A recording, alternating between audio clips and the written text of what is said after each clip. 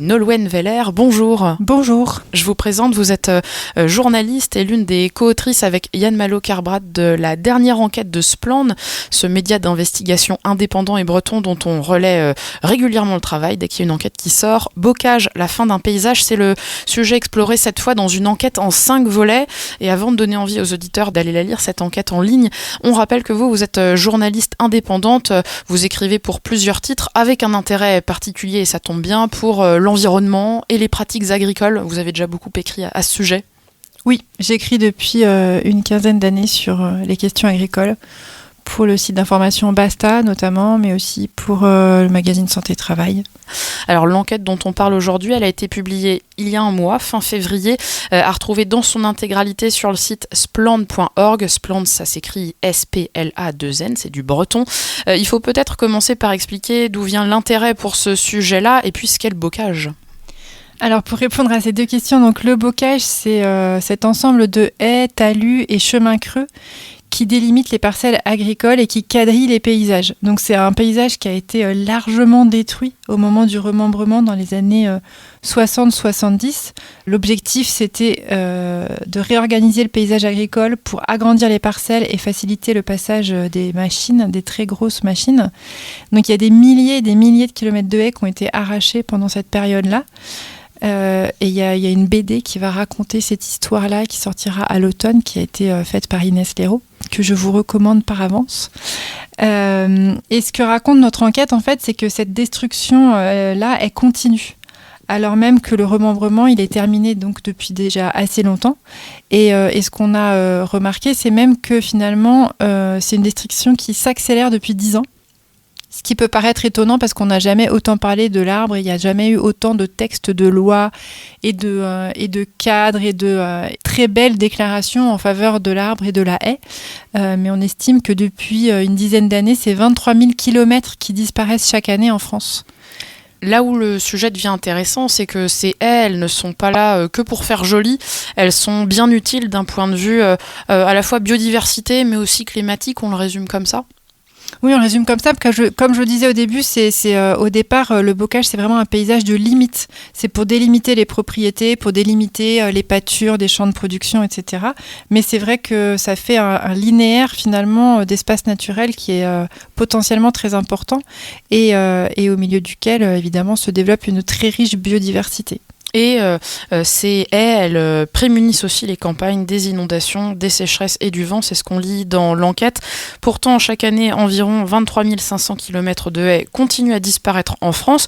Vous le dites, ça peut surprendre parce que dans le discours, il y a beaucoup d'annonces, notamment de plantations d'arbres en France et puis donc aussi en région Bretagne. Peut-être que ces plantations d'arbres ne concernent pas vraiment les secteurs cultivés, que ça se passe à des endroits bien précis, mais qui ne concernent pas finalement ce qui se passe autour des champs, quoi. Alors c'est assez épars au niveau français, la façon dont c'est replanté. C'est vrai que la Bretagne a une politique de plantation très intense, c'est-à-dire qu'il y a, je ne sais plus ce que c'est, mais c'est le programme Bryce-Bocage.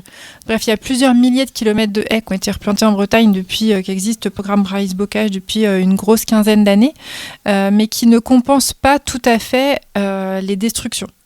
Et surtout, une haie, en fait, la richesse d'une haie qui a des arbres qui ont plusieurs centaines d'années, on peut pas la rattraper comme ça avec une haie très jeune. Alors, j'ai retrouvé, en fait. Ouais. Donc, en Bretagne, il y a 6500 km de haies qui ont été plantées depuis 2007. Le problème, c'est qu'on ne sait pas exactement dans quel état elles sont, ces nouvelles haies, ce néo-bocage. On dit, nous, on a cherché des renseignements, notamment auprès de la région Bretagne, pour savoir quel était l'état de ces haies. A priori, il y a 30% qui ne durent pas. Donc, ça veut dire que le nouveau bocage qui est censé compenser le vieux bocage, il dure encore moins longtemps que le vieux bocage. Donc, ça paraît un peu compliqué, mais en tout cas, c'est ça que nous, on a pu remarquer. Et en fait, ce qu'il faut savoir, c'est que la raison principale en fait, de la chute continue du bocage, c'est la chute du nombre d'agriculteurs et d'agricultrices.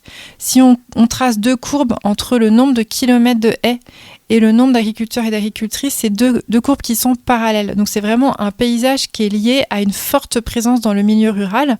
Et c'est pour ça que le nombre de haies continue de chuter malgré toutes les politiques qu'on peut mettre en œuvre. ce qu'ont dit les interlocuteurs que nous on a rencontrés, c'est que si on veut un paysage de bocage, il faut qu'il y ait du monde dans les campagnes, il faut qu'il y ait des paysans et des paysannes. Donc il vaudrait mieux mettre l'argent public dans l'installation plutôt que dans la plantation de haies.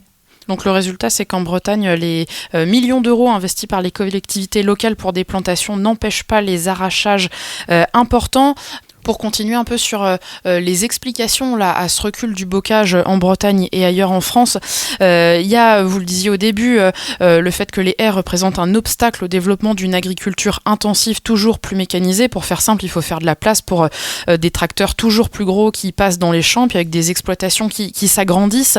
Il y a quand même d'autres explications, le recul, la profession paysanne, moins d'élevage laitier. On découvre aussi qu'il y a le déploiement de la fibre qui peut paraître anecdotique, mais qui a un impact sur le bocage. Oui, alors l'activité agricole et le besoin d'agrandir les parcelles, quand on les réunit, c'est la raison principale de la chute du nombre de kilomètres de haies. Mais effectivement, il n'y a pas que l'agriculture.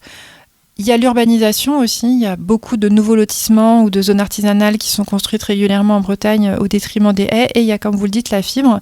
On n'a pas pu déterminer le nombre de kilomètres de haies, mais il est certain, et de nombreux interlocuteurs nous l'ont confirmé, donc c'est des informations qui ont été largement recoupées. Le développement de la fibre, oui, ça entraîne une destruction non négligeable de linéaires de haies, notamment le long des routes. Des chercheurs que vous avez interrogés qualifient la période de rupture paysagère avec un mouvement dans l'Ouest qui est plus rapide qu'ailleurs. C'est peut-être le moment où on parle des voix que vous portez dans cette enquête, des chercheurs donc, mais aussi des agriculteurs, agricultrices, des associations. Je vous laisse en dire un mot. Alors effectivement, vous avez listé les différents interlocuteurs, interlocutrices qu'on a pu rencontrer. Donc il y a les agriculteurs, agricultrices, il y a certains élus, pas forcément très nombreux qu'on vient voulu parler, des associations de protection de l'environnement. Il y a aussi des associations qui s'occupent de planter des arbres, il y a des juristes, et il y a ce qu'on appelle les techniciens bocage, qui sont les personnes qui ont en charge les plantations de nouvelles haies ou alors la surveillance des haies en place qu'on a le droit de couper, mais sous certaines conditions. Ce que vous racontez un peu sur les coulisses de la réalisation de cette enquête, c'est que l'actualité, elle est un peu venue rencontrer votre travail journalistique, puisqu'il y a eu cette mobilisation du monde agricole, particulièrement au début de l'année, avec des voix qui s'étaient livrées à vous, mais qui finalement ont un peu fait marche arrière, en tout cas sur le fait de parler à visage et à nom découvert. Alors c'est quelque chose qui a évolué au cours de l'enquête. C'est vrai que nous on a commencé l'enquête au début de l'automne et le sujet était assez discret au niveau des haies, puis ça a pris de l'ampleur et c'est devenu un peu un sujet de cristallisation des colères au fur et à mesure de la révolte sociale des paysans et paysannes au début de l'année 2024. Ce que je disais tout à l'heure, c'est que normalement, il n'y a pas le droit de couper les haies, sauf sous certaines conditions. C'est un peu une spécialité de la protection française de l'environnement. Il y a toujours des dérogations. Et en l'occurrence, les règles qu'il faut respecter pour détruire une haie ne sont pas nécessairement remplies. Il s'agit de la déclarer, on doit compenser, c'est les deux raisons principales. Mais il y a beaucoup de techniciens et techniciennes qui nous ont dit que c'était compliqué parfois de faire respecter cette réglementation-là. Des élus ont pu nous le dire aussi. Et on sait bien que c'est particulièrement vrai en Bretagne, mais c'est sans doute vrai dans d'autres paysages ruraux français. Il y a beaucoup d'élus qui sont agriculteurs, il y a beaucoup d'agriculteurs qui sont élus ou qui sont dans diverses instances représentatives des organisations agricoles. Et donc, tout ça fait que c'est pas forcément facile de se dénoncer soi-même ou de dénoncer les collègues ou de dénoncer les voisins ou de dire que la réglementation n'a pas été respectée. Plusieurs personnes nous ont dit effectivement que sur les haies, comme sur toutes les atteintes à l'environnement en Bretagne, il y a une vraie omerta et que certaines personnes se taisent, certaines personnes ont pu avoir des conséquences en fait au fait d'avoir parlé et que donc les techniciens bocage en particulier, qui sont sur le terrain, en prise directe avec les agriculteurs et agricultrices, ont pour plusieurs d'entre eux souhaité conserver leur anonymat. Et justement, là, sur ces réglementations qui sont compliquées, vous avez observé des façons de pouvoir détruire des haies en le faisant de façon discrète, c'est-à-dire des destructions qui se font petit à petit, ou alors on coupe les arbres, les haies à ras, ce qui fait qu'elles ne repoussent pas. Il y a des façons de contourner en fait les réglementations actuelles. Oui, alors la réglementation donc interdit la destruction des haies, mais elle n'interdit pas les linéaires, la destruction des linéaires, on appelle ça. Donc ça veut dire qu'une haie, il y a plusieurs strates. Il y a les grands arbres, il y a les strates arbustives avec des arbres plus petits. Et donc l'astuce, c'est de couper les arbustes qui sont entre les grands arbres. Et donc ça arrête d'être une haie, ça se transforme en linéaire. Et donc après, on peut couper les arbres les uns après les autres. Plusieurs témoins nous ont expliqué que cette technique était vraiment très répandue. On découvre donc dans cette enquête dont je redonne le nom, Bocage, la fin d'un paysage, qui est à lire sur splend.org. On découvre qu'il y a un territoire symbolique de ce mouvement de recul du bocage, c'est celui du Trégor, avec moins 159 km de haies sur une période de 20 ans. Le recul du bocage en Bretagne, ce n'est pas qu'une destruction, c'est aussi une histoire d'entretien. Mais ce qu'il faut, il y a un de nos interlocuteurs qui racontait que finalement le bocage, c'est un peu un glaçon qu'on met dans de l'eau chaude et qui fond petit à petit. Et dans le rapport qu'on cite, un rapport du gouvernement qui parle de ces 23 000 km de haies par an en France qui disparaissent, il y en a beaucoup, c'est à cause d'un manque d'entretien. Effectivement. C'est-à-dire que le bocage, c'est vraiment un paysage qui était entretenu, c'est-à-dire qu'une grande partie du temps de travail hivernal des agriculteurs et agricultrices, c'était d'entretenir et de tailler les haies.